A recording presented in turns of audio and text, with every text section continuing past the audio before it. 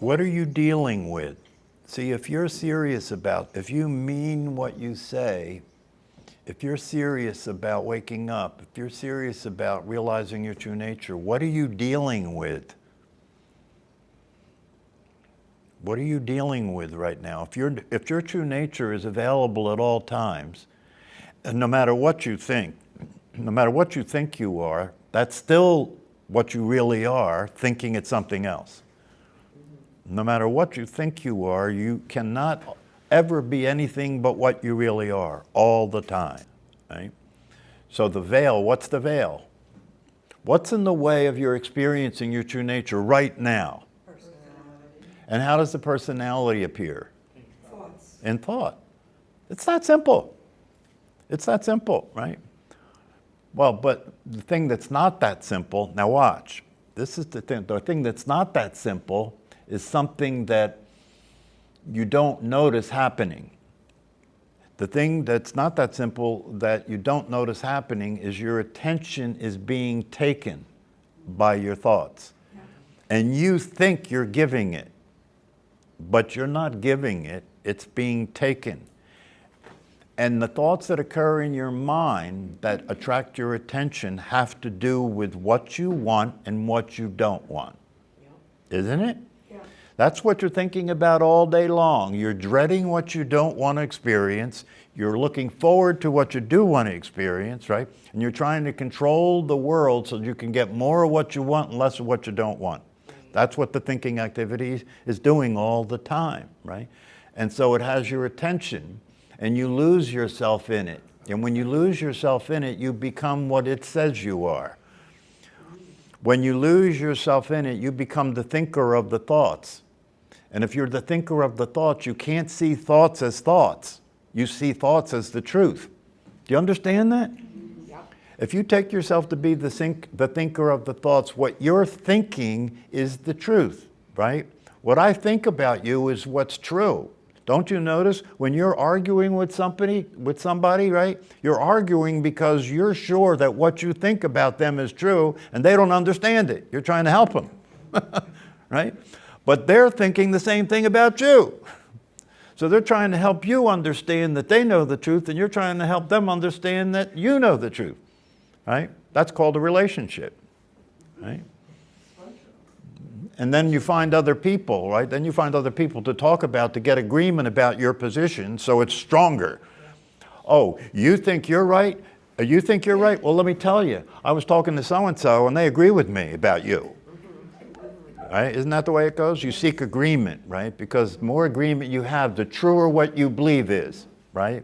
That's called the religion. The more agreement you have, the truer what you believe in. If there are 2 billion people on this planet that believe the same thing, well, that's pretty credible, isn't it?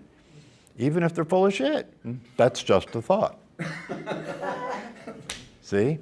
That's just a thought. And that's the kind of thought the personality likes, right? Because it wants its thoughts to be valid. It wants what it thinks to be true. And it wants to argue those thoughts and those beliefs against whatever anybody else thinks or against the way the world is. Don't you understand? When what you're thinking has you be in conflict with life, you are unwittingly deciding to practice a losing battle. How are you going to be bigger than life? How are your ideas going to overpower reality? How is that going to work, right? So the only thing that can allow you to experience some kind of well-being and some kind of freedom is to understand that your thoughts are just thoughts, and they are never the truth. And your feelings are the energy that fuels the thoughts, you know? If you're angry, that angry energy fuels your angry thoughts to make those thoughts even truer.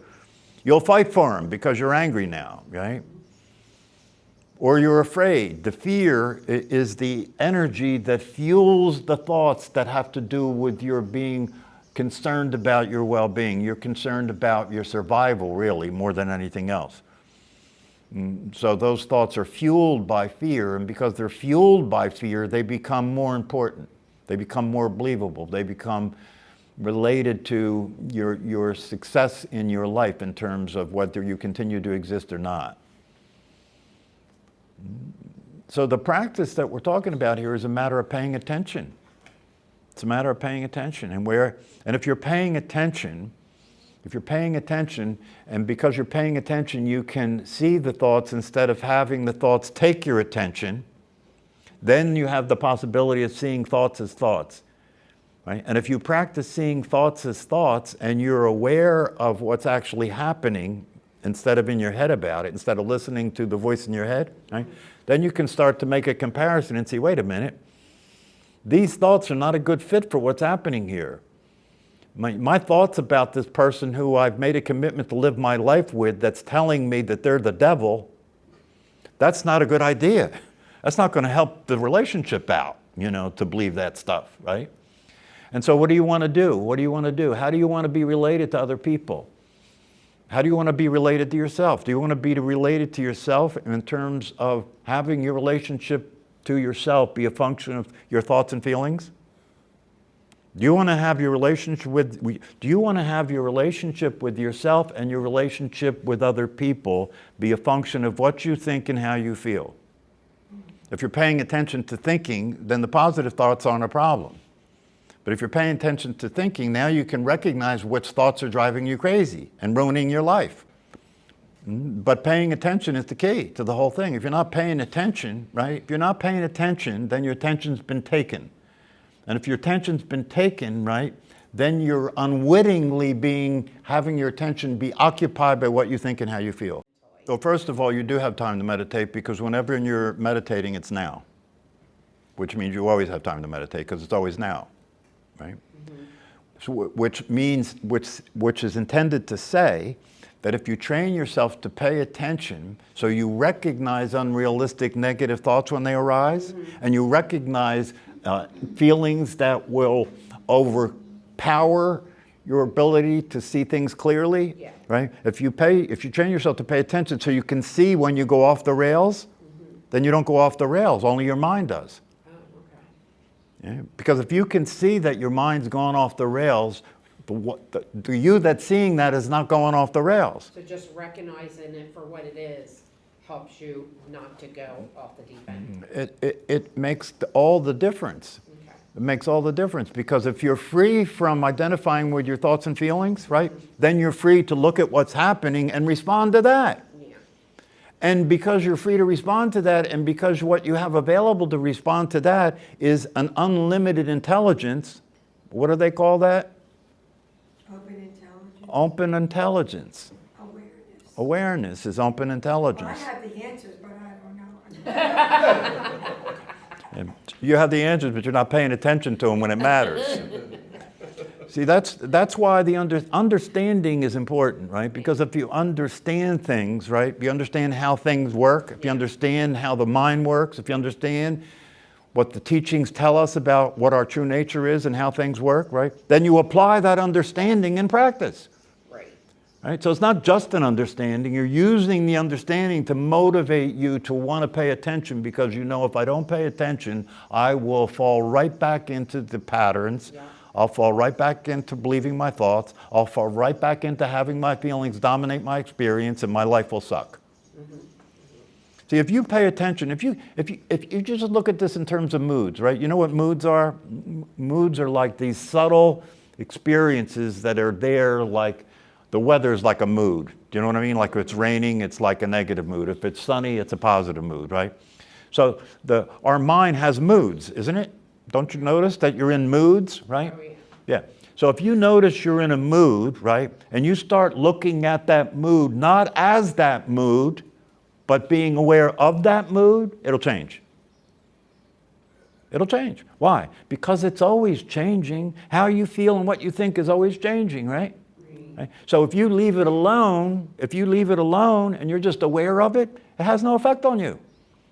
It's when you identify with it and you say, oh, that's not right. That's not right. You know, I'm angry right now, so it means what you're doing is wrong. Do you see that interpretation? Yeah. I'm feeling angry right now, so that means what you're doing is wrong, and I have to stop you so I don't have to be angry. That's a misinterpretation. That's not the case. Anything could cause you to be angry. You could just have something that reminded you of a past situation in which you were angry, and the anger comes up and starts playing, And then you're confused about it. You think, oh, something must be causing me to be angry right now. What is it? I got to see it. As soon as I find that, I got to change it. So I stop being angry. You see what you're doing? You're trying to control life. You can't control life. You can't control life. So if you understand the truth, which is that the awareness that you are never changes and is never affected by what you think and what you feel. Never changes, and it's never affected by the thoughts and feelings that are always occurring in your mind, and that's always changing all the time. So what's the practice? The practice is to stay as the awareness. The practice, and how do you stay as the awareness? The way you stay as awareness is to start noticing when you're not identifying yourself with what you are. It makes it easier. Identifying with what you are identifying with what you are isn't necessary. In fact, it's impossible. You can't identify with what you are because you're being it. If you identify with what you are, you're acting as if it's something else and you're going to identify with that. But it's not something else, it's what you are. Right? So you don't have to identify what you are. All you have to do is be what you are. How do you be what you are? By noticing when you think you're not that. You get it? That's how you be what you are. Sounds so twisted, but I get it. It's simple, right? It's simple, but the practice of it is very challenging. That's the Why? Because everybody's crazy. What do you do? Well, you don't have to let it go. If you're aware of the fact that the mental activity is always changing, and you're aware of the fact that your emotional experience is always changing, right? Then if you look at it, right? If you look at it, you can see, this is what the practice is. If you look at it, you can see if something happens there that gets stuck. Something happens there that I don't like what's happening, and so I don't want to feel that. As soon as I don't want to feel, now watch. It's always changing, right? But say a certain feeling occurs or a certain thought occurs, and when that thought or that feeling occurs, I react to it. Oh, I don't like that. I don't like this. I don't like how I feel. Now you're in it. Now you're in it, and it just starts cycling. Yeah. Now you're in it. And you ever notice that something upsets you, you can't stop thinking about it? Yeah. Why? Because you didn't let it go. You stopped it and you wanted to focus on it like, oh, I got to figure this out. I got to understand this. I got to change this. I got to fix this. In the meantime, it's torturing you. And that's where I go. Yeah. All you have to do is let it go. Just let it go. You just think about something else. No, you don't think about anything. The awareness doesn't think. The awareness is aware of thoughts. You want to come up with a technique or a strategy that you can use to fix your mind. Yeah. Yeah. There ain't no such thing. There ain't no such thing. Your mind is going to keep doing what it's doing. You can be awake. You can be awake and fully realized. You can be awake and a fully realized human being, and your mind is going to continue to do what it's doing because it's a program. It's not awake. It's just going to play the programming. But if you don't get involved with the program and you just let it run and you're just watching it change all the time and you don't get involved with it, right? Then it doesn't bother you. Your mind is crazy instead of you. No, you don't numb the mind. You don't do anything with the mind. So you keep wanting to know what's the technique. Yes. Yes. Tell me the technique. Tell me how to do. What's the secret? I understand what you're talking about, but tell me how to do that so I can do it. How do I fix it? Yeah, it's not something that you do. You can't do the truth. But even what works doesn't work consistently all the time. But experiencing your true nature and staying as that awareness works all the time. It never fails. It's not trying to fix anything or change anything. It's just allowing you to experience that you're not affected by what you thought you were affected by. Your thoughts can only bother you if you get involved with them. Your thoughts can only bother you if you get involved with them and you try and your thoughts can only bother you if you get involved with them and you try and use them as a way to make things happen. Try and use your thinking, right? Figure it out. That's how we're oriented as children. We're taught, think about it, right? Let me think about this. I got to figure this out. Life is a problem. I got to analyze life. I got to analyze the problem, and then I'll come up with the right philosophy. I'll come up with the right psychology, and then I'll practice that philosophy and psychology, and it'll make it work.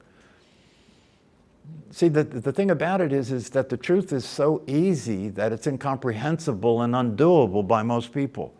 Because the truth is not something you do. The truth is something you are.